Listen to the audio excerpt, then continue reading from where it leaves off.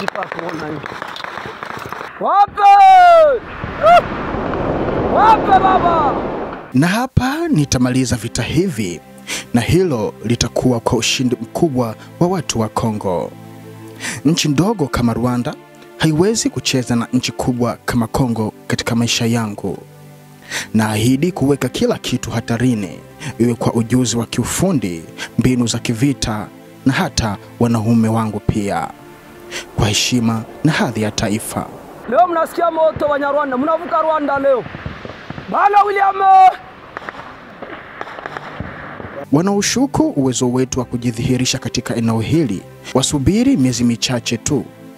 Kumbukeni maneno yangu, kama shujaa mkubwa nilivyo, tutarudi kwenye hili. Nipa kuona hiyo.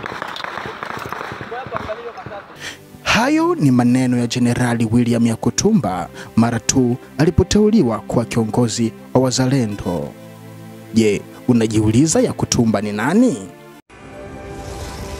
Usikose kusubscribe channel yetu. Karibuni ndugu watazamaji wa Kibenge TV.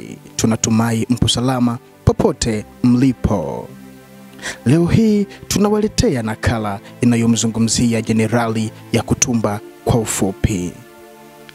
William Amuri Yakutumba alizaliwa katika eneo la Lubonja katika mkoa wa Kivu Kusini, tarafani Fizi, nchini Jamhuri ya Kidemokrasia ya Kongo. Alianza masomo yake ya historia katika chuo kikuu cha Lubumbashi mwaka 1990, lakini aliacha baada ya miaka mitatu tu. Mnamo mwaka wa 1996, wakati wa vita vya kwanza vya Kongo, alijiunga na vikundi vya Majimaji akipigana dhidi ya vikundi vya wahasi na baadaye kwa niaba ya serikali mpya ya Laurent Desire Kabila dhidi ya wahasi walioungwa mkono na Rwanda. Baada ya vita vya pili vya Kongo, Yakutumba alihisi kutengwa wakati wa juhudi za kuunganisha vikundi vya Majimaji ndani ya jeshi la taifa. Mnamo mwaka wa 2007 alikataa kujiunga na jeshi la serikali na kuanzisha kikundi chake cha kizalendo kilichoitwa Majimaji Reforme, ambapo baadaye kujulikana kama Mai Mai Yakutumba. Kikundi hiki kilifanya mashambulizi kadhaa katika mkoa wa Kivu ya Kusini, ikiwemo jaribio la kushambulia mji wa Uvira katika mwaka wa 2017. Mnamo mwaka wa 2017, Yakutumba alianzisha muungano uitwao Coalition Nationale du Peuple pour la Souveraineté du Congo, CNPCC, akidai kupigania demokrasia na kupinga kile alichokiita uvamizi wa vikundi vya Kinyarwanda katika mashariki mwa Kongo.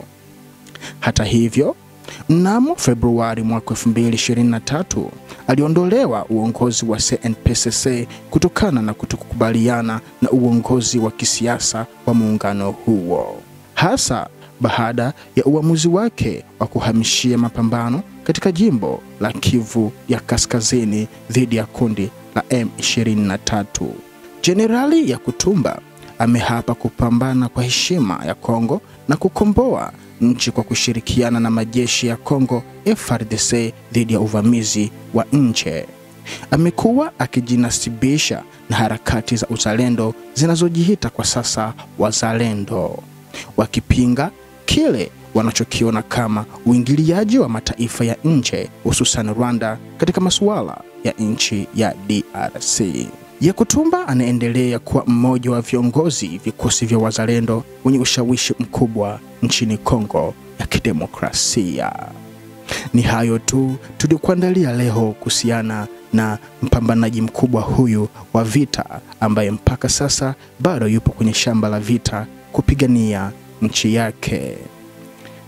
Kwa maoni mbalimbali na vitu vingine ambavyo tulivisahau kuhusu jenerali huyo, viwekeni kwenye komenti.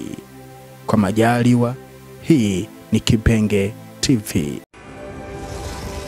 Usikose kusubscribe channel yetu.